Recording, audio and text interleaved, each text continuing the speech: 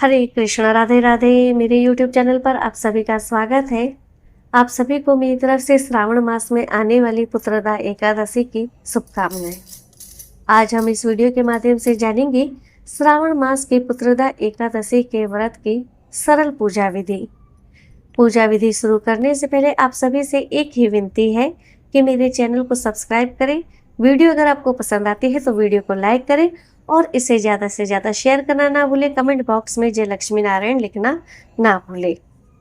आइए शुरू करते हैं पुत्रदा एकादशी व्रत की सरल पूजा विधि, जिसे हम अपने घर पे आसान और सरल तरीके से कैसे करें। एक लकड़ी के पाटे पर हम पीले रंग का वस्त्र बिछाएंगे। उसके ऊपर हम शुद्ध गंगा जल मिश्रित, गंगा जल नहीं है तो आप शुद्ध जल लें और उससे पानी के छींटे दें। ओम पवित्राय नमः को बोलकर भूमि को पवित्र करें। उसके बाद अगर आपके पास कोई छोटी चौकी है तो उसे वहां पर स्थापित करें। चौकी नहीं है तो आपने जो आसन भगवान के लिए बिछाया है, पीले रंग का जो वस्त्र, उसी पर आप भगवान को विराजमान कर सकते हैं। मेरे पास एक छोटी सी चौकी है जिसे मैंने यहाँ पे रख दिया है। अब इस चौकी पर मैं थोड़ी सी फूल लेकर भगवान को आसन देने से पहले इस चौकी को फूल से थोड़ा सजा दूंगी।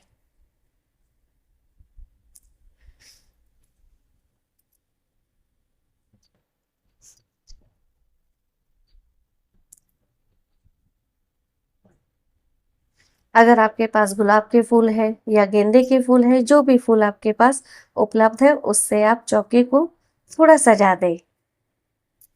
उसके बाद आपके पास भगवान श्री हरि विष्णु की जो भी प्रतिमा है, विग्रह है, मूर्ति है या तस्वीर है, उसे आप स्थापित करें।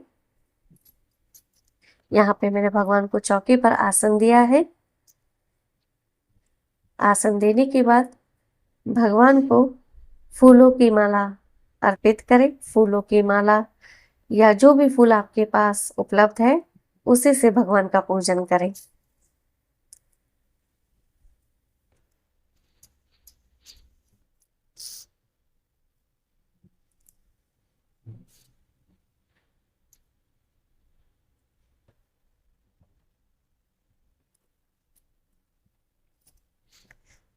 मेरे पास गुलाब के फूल भी थे तो मैंने गुलाब के फूलों से थोड़ी और साज सज्जा कर दी है। फूलों की किस्मत भी देखिए आप, कि उनकी किस्मत कितनी अच्छी है। वो उगते हैं तो सिर्फ भगवान के लिए, खिलते हैं तो सिर्फ भगवान के लिए और भगवान के चरणों में जाकर समर्पित हो जाते हैं। उनका जीवन व्यर्थ नहीं जाता है।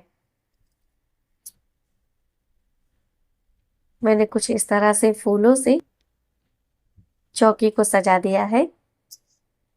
अब इसके बाद वस्त्र रूप में मैं भगवान को, ये जो कच्चा कलावा है, इसे कच्चा डोरा कहते हैं, कच्चा धागा भी कहा जाता है, इस कच्चे कलावे के डोरे से मैं भगवान को वस्त्र रूप में अर्पित करूंगी।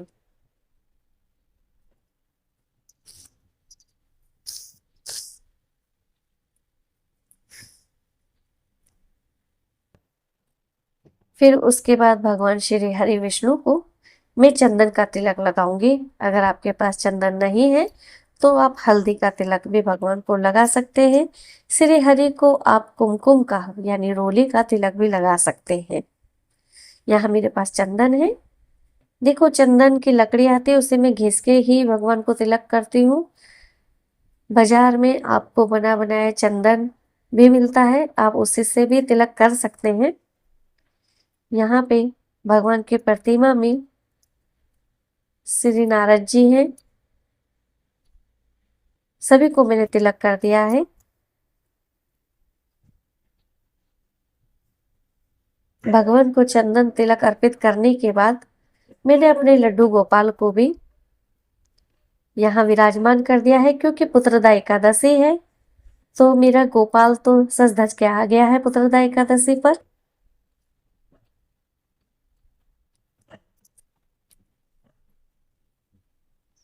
अगर आपके पास गोपाल जी नहीं है, आपने गोपाल की सेवा नहीं ले रखी है, तो कोई बात नहीं।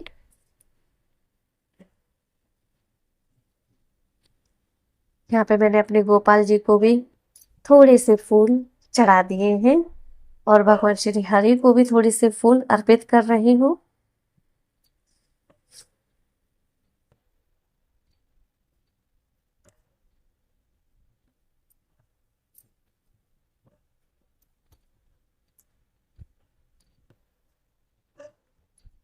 देखो, हमारे पास जो भी उपलब्ध है, हम पूरी श्रद्धा भाव से भगवान का पूजन करें तो भगवान उससे भी प्रसन्न हो जाते हैं। भगवान से भक्ति और भाव और श्रद्धा देखते हैं, ना कि हमारे पास जो भी सस्ती महंगी सामग्रियां हैं। भगवान उस चीज के बिल्कुल भी लोभी नहीं है।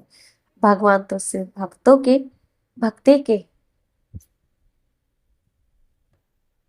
भक्ति से प्रसन्न हो जाते हैं। यहाँ पे मेरे पास मेरे गोपाल को मैंने अक्षय तृतीया पर चांदी की छोटी सी तुलसी लाई थी, उपहार में देने के लिए, वो गोपाल के पास भी रख दी है। और अब आपके पास जो भी मौसम के अनुसार फल है, वह भगवान के समक्ष रखे।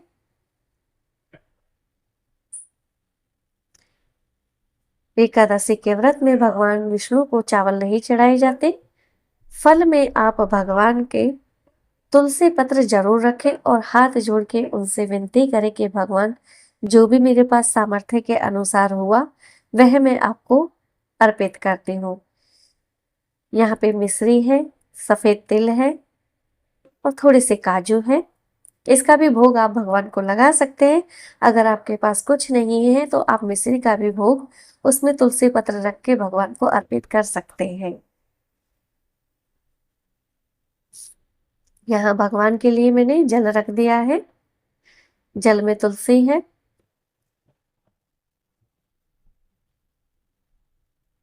हाथ जोड़ के भगवान से विनती करें, भगवान मैंने अपने सामर्थ्य के अनुसार जो मुझसे बन गया वो मैंने आपको समर्पित कर दिया है, इसे आप स्वीकार करें। उसके बाद भगवान के लिए तिल के तेल का या गाय के दूध से बने देसी घी का दीपक जलाएं।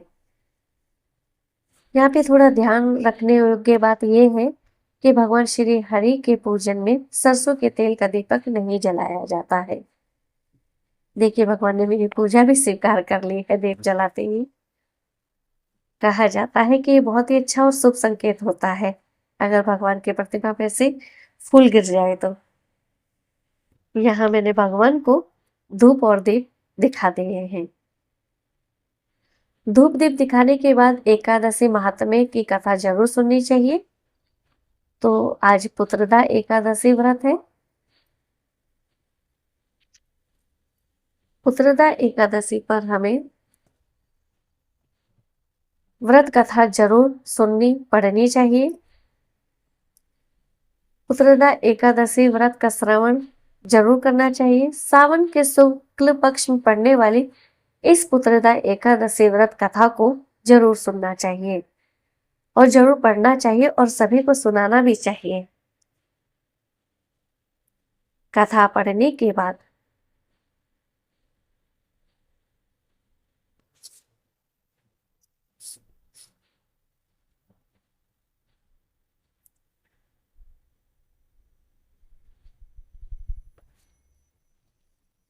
भगवान की आरती जरूर उतारनी चाहिए।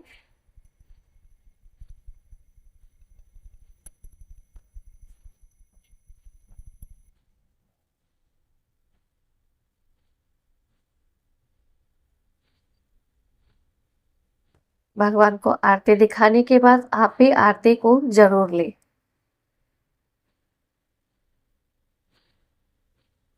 तो मेरे प्यारे दोस्तों, ये थी पुत्रदा एकादशी व्रत की सरल पूजा विधि।